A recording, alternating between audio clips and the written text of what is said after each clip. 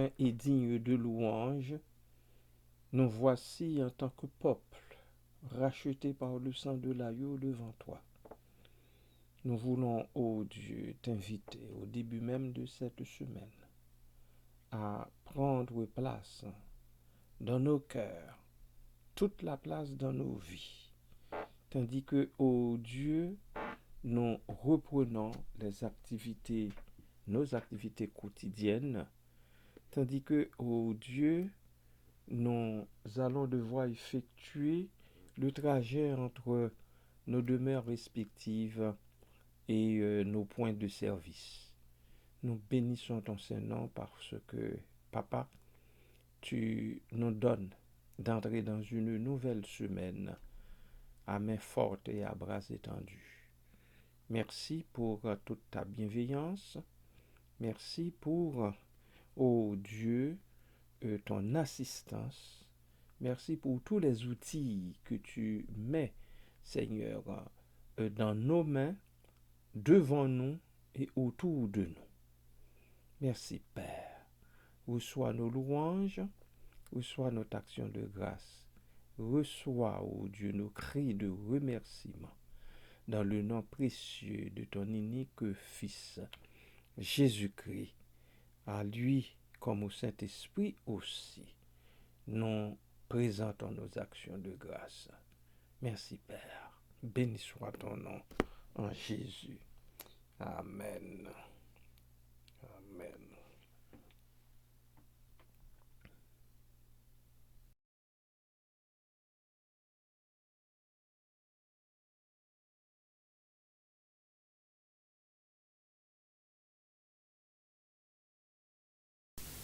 Pourquoi crains-tu mon âme au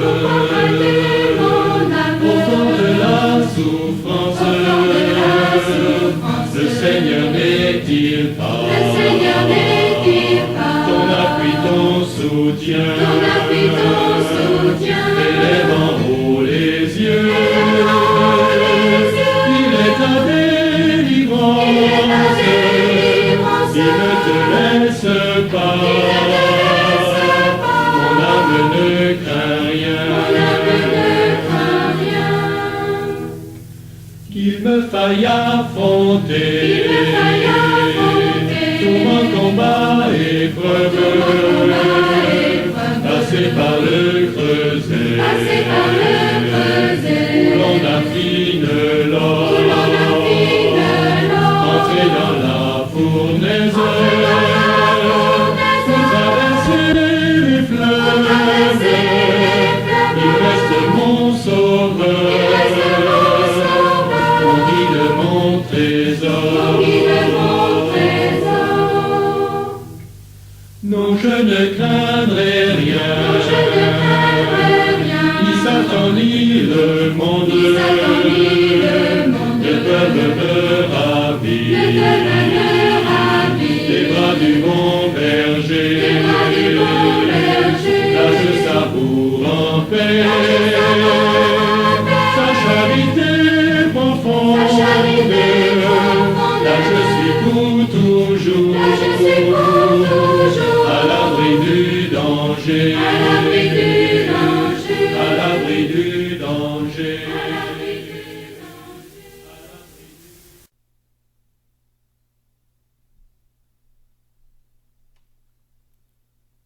Bien-aimés de Dieu, que la paix du Seigneur Jésus-Christ soit avec vous toutes, soit avec vous tous.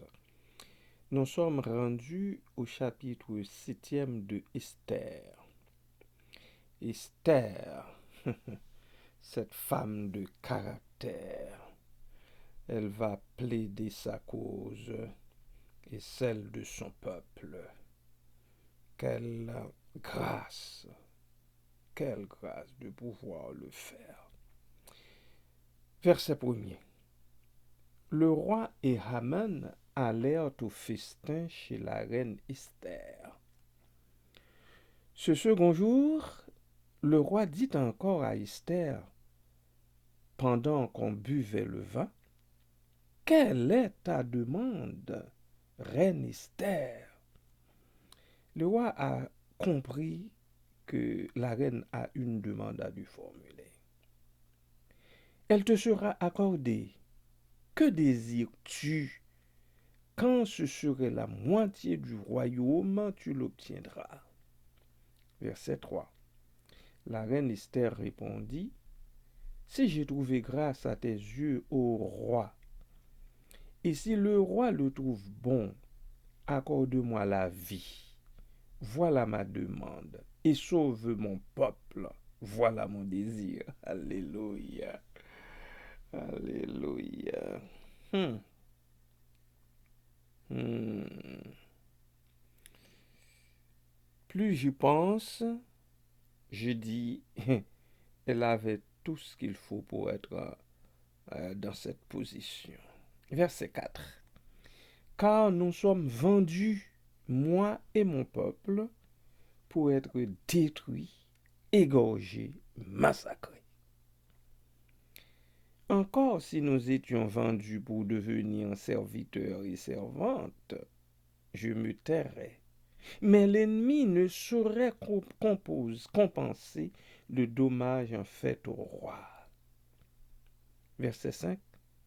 Le roi Cyrus prit la parole et dit à la reine Esther, qui est-il et où est-il celui qui te propose d'agir ainsi? Esther répondit, l'oppresseur, l'ennemi, c'est Haman, ce méchant-là. Haman fut saisi de terreur en présence du roi et de la reine. Et le roi, dans sa colère, se leva et quitta le festin pour aller dans le jardin du palais. Haman resta pour demander grâce de la vie à la reine Esther, car il voyait bien que sa perte était arrêtée dans l'esprit du roi. Verset 8. Lorsque le roi revint du jardin du palais dans la salle du festin, il vit Haman qui s'était précipité vers le lit sur lequel était Esther, et il dit, serait-ce encore pour faire violence à la reine, chez moi, dans le palais? Dès que cette parole fut sortie de la bouche du roi, on voit là le visage de Haman.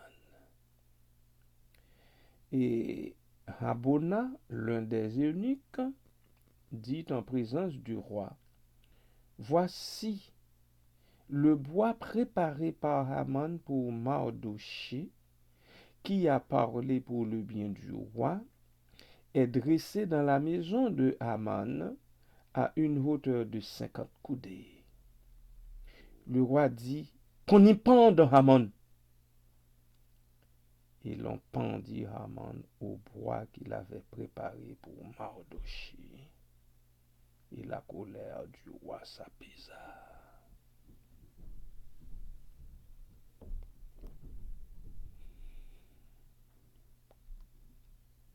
Je crois qu'il est tout à fait juste de reprendre les versets 7 à 10. Et le roi, dans sa colère, se leva et quitta le festin pour aller dans le jardin du palais.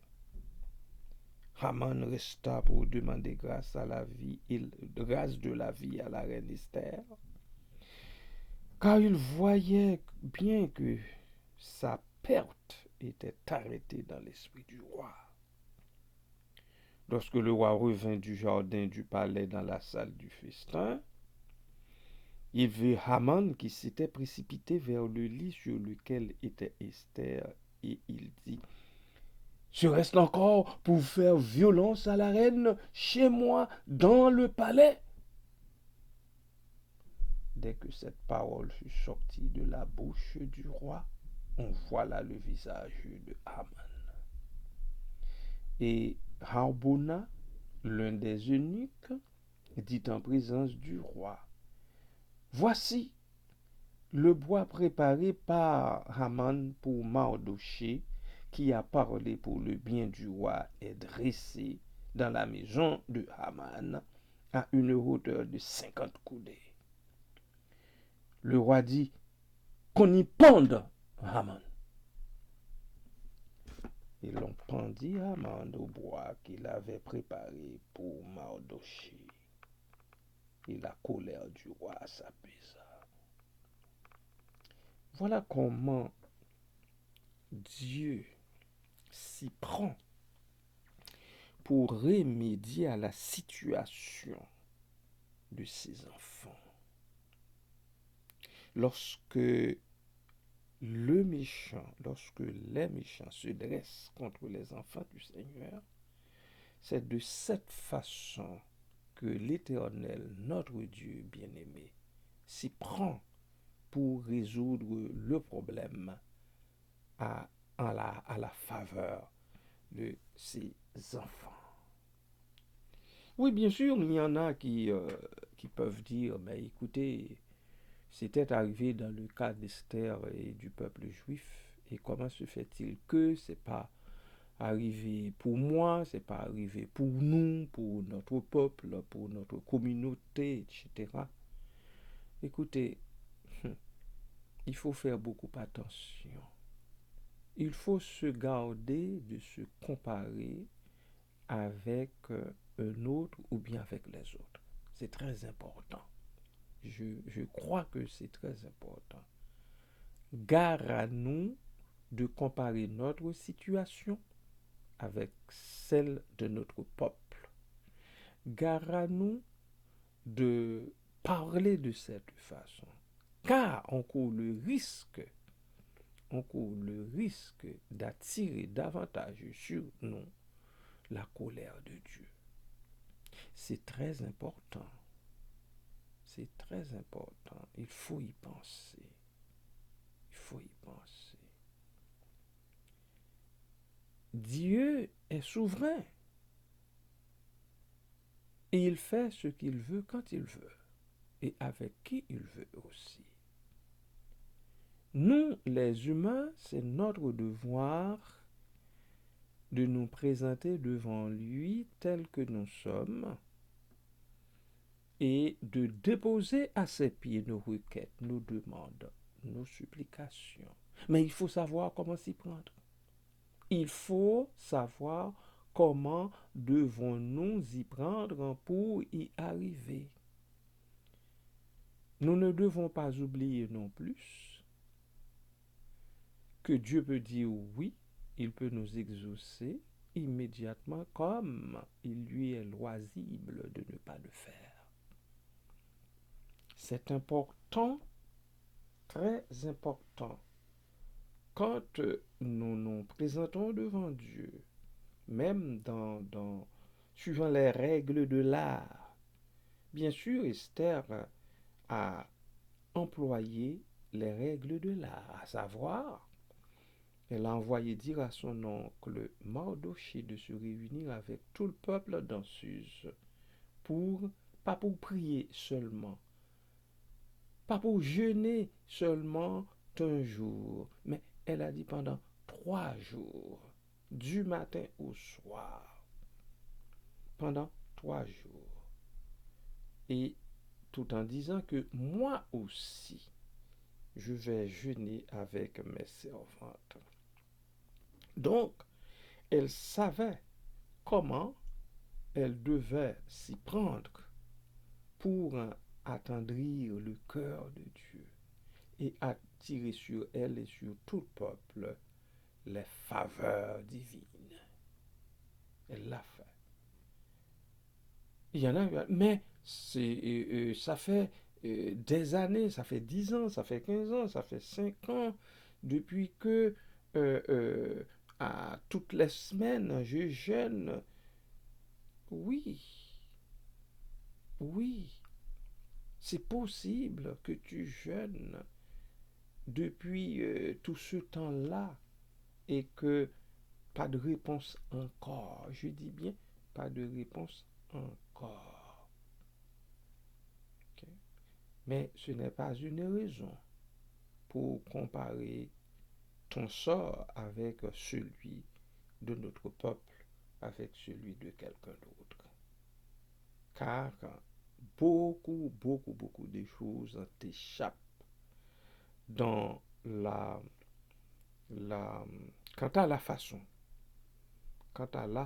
de l'agir de Dieu, quant à la façon pour Dieu de répondre à des demandes, quant à la façon pour Dieu de procéder. Il faut qu'on fasse attention. Ok? Je dis, parce que j'y crois. Il y a au moins trois éléments à respecter lorsque vient pour nous, pour vous comme pour moi, le moment de présenter une ou des requêtes à Dieu. Il y a la façon dont nous devons le faire. Okay. Il y a la façon dont nous devons le faire. Deuxièmement, nous formuler notre demande selon les règles de l'art. Regardez la façon dont Esther, encore une fois, s'y est prise. Elle n'a pas hâté les choses. Elle a attendu le bon moment. Il faut attendre le bon moment. Ok? Troisièmement, on formule sa requête à Dieu. Et quatrièmement, on s'attend à la réponse de Dieu et non à la nôtre. Je reprends pour vous. Après avoir formulé sa requête, on reste en silence en attendant la réponse de Dieu. Il ne faut pas oublier encore une fois qu'il est souverain. Il est souverain. Cela dépend uniquement de lui. Et quoi qu'il donne comme réponse, nous devons l'accepter pour bonne. Car c'est lui qui détient notre destinée.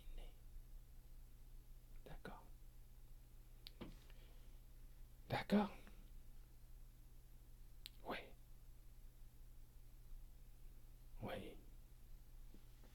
Nous nous arrêtons là aujourd'hui. Je pense que je vais devoir revenir sur le chapitre 7e avec vous. Et que le Seigneur vous bénisse abondamment.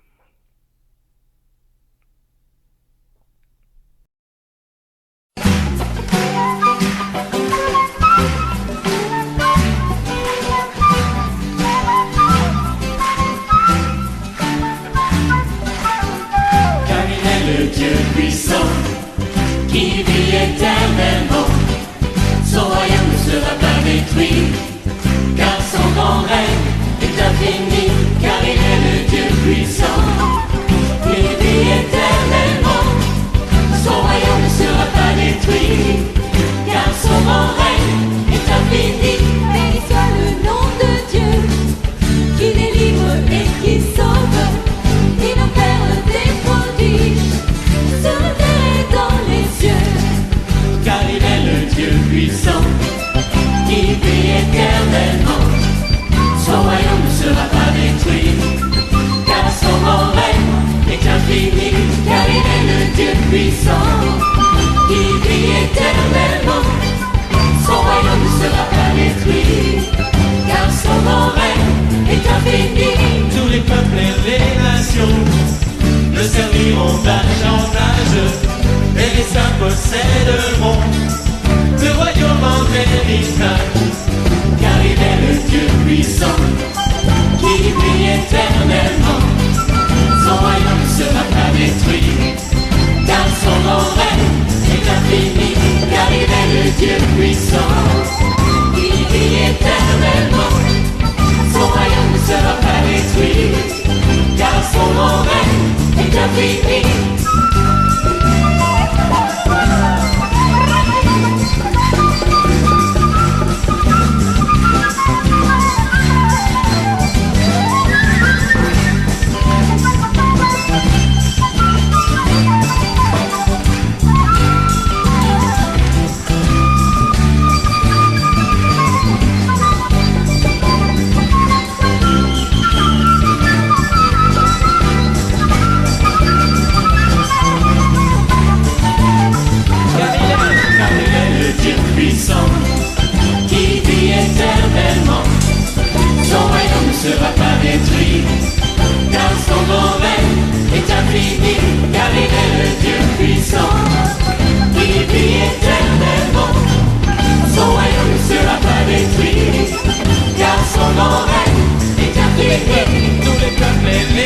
génération le serviront d'âge en âge, et les saints posséderont le royaume en héritage, car il est le Dieu puissant qui vit éternellement.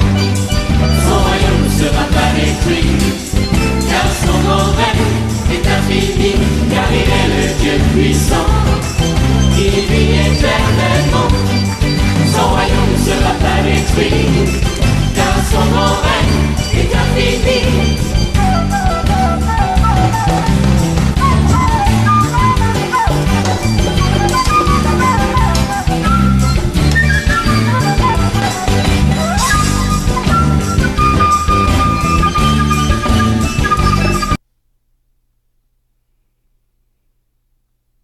Éternel, notre Dieu tout-puissant, oui, c'est toi qui es Dieu.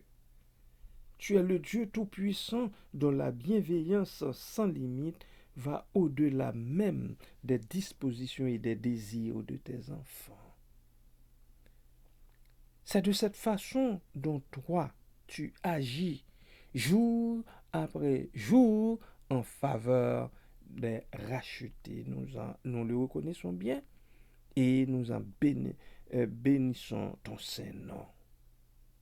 Papa, prodigue-nous encore ta bonté en nous déchargeant de ce qui alarme nos consciences et en nous comblant de ce que nous n'osons même pas te demander. Fais-le pour nous par Jésus-Christ, ton Fils, notre Seigneur et Sauveur, Dieu 3 fois saint. Papa, devant toi, nos cœurs sont à découvert. Et pour toi, il n'est rien de caché. Nous te supplions de purifier nos pensées par l'inspiration de ton Saint-Esprit, afin que nous puissions t'aimer d'un amour parfait et rendre gloire à ton nom en tout temps, en Jésus-Christ, ton Fils. Oui, Dieu d'amour, toi qui fais briller ton soleil sur les méchants et sur les bons, et qui fais pleuvoir sur les justes et les injustes, anime-nous de ton esprit. Anime-nous de ton esprit, Papa, de ton esprit de patiente tendresse et de générosité aussi, afin que lorsque nos coupes débordent, nous sachions partager notre bonheur avec nos frères au nom de Jésus-Christ. Dieu Tout-Puissant et miséricordieux, par la seule grâce duquel nous sommes rendus capables de t'offrir un culte honorable et un service raisonnable, nous te supplions, ô Dieu, de nous aider à te servir fidèlement en ce monde, pour que nous parvenions sans obstacle au but promis de notre course dans le monde à venir. Merci pour cela, Papa. Merci pour la force, ô Dieu, que tu veux bien nous prodiguer, tandis que, dans ton amour, sous ton œil bienveillant, nous continuons à cheminer sur la route. Merci, Père Tout-Puissant. Merci, Papa. Merci pour ta délivrance. Merci pour toutes les fois que tu es intervenu dans notre existence pour nous faire du bien. Merci, Père. Tu l'as fait pour Esther. Tu l'as fait pour Mardochée. Tu l'as fait pour les Juifs. Tu le fais également pour nous. Non, je ne suis pas là pour dire que tu vas le faire pour nous, parce que tu le fais déjà pour nous. Si tu ne le faisais pas pour nous, nous ne serions pas là aujourd'hui. Mais grâce rendue à toi, oh Dieu, tu l'as fait. Tu l'as fait et tu continues de le faire. Nous le reconnaissons bien et nous bénissons ton Seigneur en Jésus-Christ. Merci Père, merci Papa. À toi toute gloire, tout honneur, toute louange, car c'est toi notre majesté, au siècle des siècles. Amen.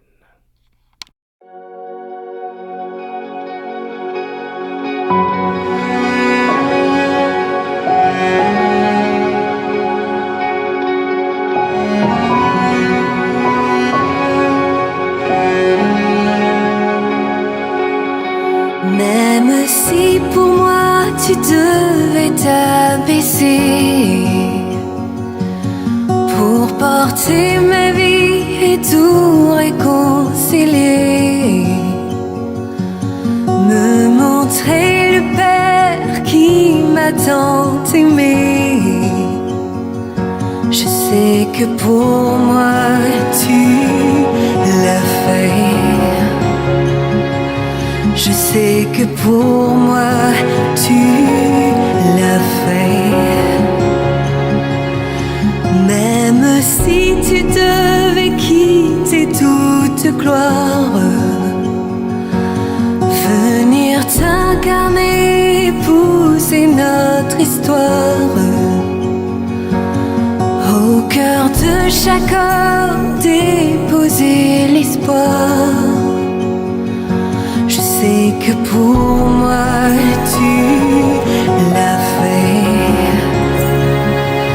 Je sais que pour moi tu l'as fait.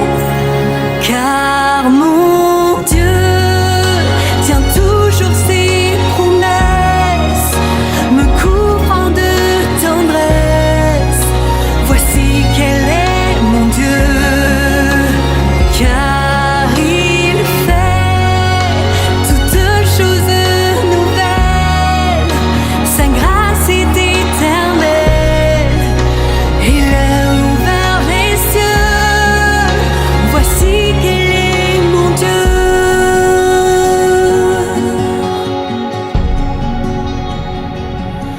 Même si la croix devenait ton fardeau, le poids de ce monde l'oublie dans le tombeau, pour essuyer toutes larmes et tout sanglot. Je sais que pour moi tu l'as fait. Je sais que pour moi tu l'as fait. Car mon Dieu tient toujours ses promesses, me couvrant de tendresse. Voici quel est mon Dieu. Car il fait toutes choses nouvelles, sa grâce est éternelle. Il a ouvert les cieux, voici quel est mon Dieu.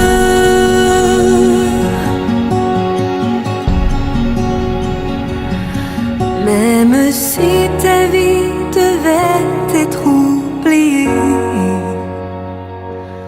en prenant la place du serviteur caché, pour que je revive en ta fidélité. Je sais que pour moi tu l'as fait. Je sais que pour moi tu l'as fait. Car mon Dieu tient toujours